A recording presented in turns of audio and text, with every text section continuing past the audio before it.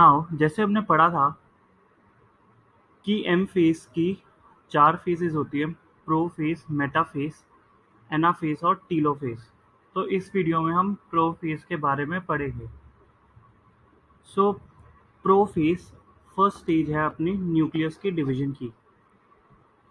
So prophase is the first stage of karyokinesis of mitosis, जो कि follow होती है S and G two phase को। अब हमने पढ़ा था कि सबसे पहले हमारी इंटरफेस होती है और इंटरफेस के बाद हमारी माइटोटिक फेज होती है। इंटरफेस में हमने 3 स्टेप्स पढ़े थे, G1S और G2। तो ये वही बता रहा है कि G1S और G2 के बाद हमारी माइटोटिक फेज में सबसे पहली फेज प्रोफेज होगी। In the S and G2 phases, the new DNA molecules are not distinct but intertwined।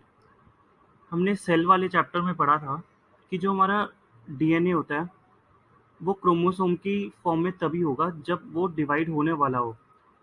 जब वो इंटरफेस में होता है, मतलब रेस्टिंग फेज में होता है, तो वो लूज फाइबर्स की फॉर्म में होता है। वही यहाँ पे लिखा गया है कि हम उसे डिस्टिंक्ट नहीं कर सकते in the form of chromosomes, but वो इंटरवाइन, इंटरवाइन मतलब फाइबर्स की फॉर्म में होगा, लूज फाइबर्स की फॉर्म में होगा। सो प्रोफेज को हम मार्क कैसे करते हैं, मतलब प्रोफेज का फीचर क्या है? It is marked by the initiation of condensation of chromosomal material. मतलब इसमें हमारे जो लूज फाइबर्स, हमारा जेनेटिक मटेरियल पड़ा है, वो क्रोमोसोम के फॉर्म में कंडेंस होना शुरू हो जाएगा, मतलब वो क्रोमोसोम की फॉर्म में आने लग जाएगा। और जो the chromosomal materials become untangled during the process of chromatin condensation. जैसे अग हमारा न्यूक्लियर डीएनए फाइबर्स की फॉर्म में है, तो वो टैंगल्ड होंगे, मतलब उलझे से होंगे।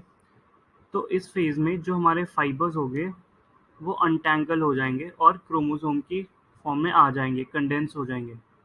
द सेंट्रोसोम, सेंट्रोसोम हमने पढ़ा था कि एस फेज में डुप्लीकेट हो जाता है और एस फेज में हमारा डीएनए भी डुप्लीकेट होता है। तो जो सेंट्रोसोम हमारा एस फेज में डुप्लीकेट हुआ था इंटरफेस की, अब वो ऑपोजिट पोल्स की तरफ मूव करना शुरू कर देता है। जैसे कि अगर एक एस हमारा सेल है तो एक सेंट्रोसोम इस पोल पे होगा और एक सेंट्रोसोम इस पोल पे चला जाएगा। तो यही हमें बता रहा है कि ऑपोजिट पोल्स पे आ जाता है हमारा centrosome. The completion of prophase can thus be marked by the following characteristic events. अब ये दोनों पॉइंट्स बहुत इंपॉर्टेंट है। तो chromosome material condenses to form compact mitotic chromosome.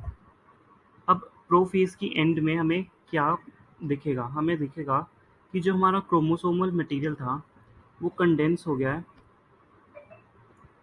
To form chromosomes. Chromosomes are seen to be composed of two chromatids attached together at a centromere. तो ये कहना क्या चाह रहा है कि हमारा एक ऐसा होगा, एक क्रोमैटिड ये हुआ और दूसरा क्रोमैटिड ये हुआ। तो यही यही कह रहा है कि हमारा जो क्रोमोसोम है उस पे 2 क्रोमैटिड्स होंगे जो कि अटैच्ड होंगे एट द सेंट्रोमियर। हमें दिख रहा है कि एक ही सेंट्रोमियर है। मैंने पिछली वीडियोस में भी आपको बताया था कि क्रोमोसोम का नंबर अगर आपने गिनना है कि कितने हैं, तो क्रोमैटिड से अच्छा आप उसके सेंट्रोमियर को गिन लो। जितने सेंट्रोमियर होंगे सेल में उतने ही उसमें क्रोमोसोम्स होंगे। तो ये एक इम्पॉर्टेंट पॉइंट था। उसके बाद जो सेंट्रोसोम है जो कि डुप्लीकेट हुआ था ड्यूरिंग द इंटरफेस, वो ऑपोजिट पोल्स पे मूव करना शुरू, मतलब मूव टूवर्ड्स ऑपोजिट पोल्स पे शुरू हो जाता है। और जो हर एक सेंट्रोसोम है वो रेडिएट करता है माइक्रोट्यूब्यूल्स। माइक्रोट्यूब्यूल्स हमने साइटोस्केलेटन में पढ़े थे, कॉल्ड एज एस्टर्स। तो जैसे कि हमारा ये हुआ, एक मान लो इसको हम सेंट्रोसोम मान रहे हैं, तो उसमें से आपको कुछ फाइबर्स रेडिएट आउट होते हुए दिखेंगे और इसी को हम एस्टर कहते हैं, एस्टर्स। उसके बाद द टू एस्टर्स, हमने पढ़ा था कि जो हमारा सेंट्रोसोम है वो डुप्लीकेट होगा तो हमारे पास 2 सेंट्रोसोम होंगे। तो 2 सेंट्रोसोम होंगे तो 2 एस्टर्स भी होंगे और 2 asters together with the spindle fibres form the mitotic apparatus. अब ये इंपॉर्टेंट है कि माइटोटिक अपरेटस में क्या क्या आता है। तो इसमें 2 एस्टर्स हो गए together with the spindle fibres. तो इसमें माइटोटिक अपरेटस में हमें ये पता चलेगा। उसके बाद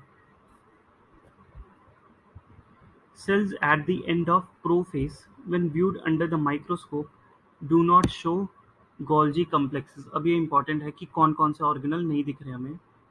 तो गोल्जी कॉम्प्लेक्स नहीं दिखेगा, एंडोप्लाज्मिक रेटिकुलम नहीं दिखेगा, न्यूक्लियोलस नहीं दिखेगा और न्यूक्लियर एनवेलप भी नहीं दिखेगा। मतलब न्यूक्लियर की जो बाउंड्री थी वो भी डिसअपियर शुरू हो जाती है। इसमें आप देख सकते हो इस डायग्राम में हमें एक अर्ली प्रोफेज की फोटो दी गई है और एक लेट प्रोफेज की फोटो दी हुई है। तो आप इसमें देख सकते हो कि अर्ली प्रोफेज में हमारा जो जेनेटिक मटेरियल है वो थोड़ा लूज से फाइबर्स की फॉर्म में है, लेकिन हमारे लेट प्रोफेज में वो क्रोमोसोम की फॉर्म ले रहा है। आप देख सकते हो कि ये लूज फाइबर है और इसमें आप परफेक्ट देख सकते हो कि बाइंडिंग हुई पई है, कंडेंस हुए हुए हैं वो। सेकंड चीज़ आप जो नोटिस करोगे, जो न्यूक्लियर एनवलप है इसमें वो पूरी तरह से सही है, लेकिन इसमें वो डिसअपियर होना शुरू हो रही है कि न्यूक्लियर की एनवलप डिसअपियर हो रही है। तो इस डायग्राम में आप ये आसानी से देख सकते हो। इस पे इम्पॉर्टेंट पॉइंट यही था कि each centromere radiates out microtubules called asters और 2 asters together with the spindle fibres form mitotic apparatus. तो ये इम्पॉर्टेंट पॉइंट है इस पूरे पैराग्राफ। सो इस वीडियो में इतना ही। अगली वीडियो में हम माइटोटिक डिवीजन की अगली फेज पढ़ेंगे जो कि है मेटाफेज।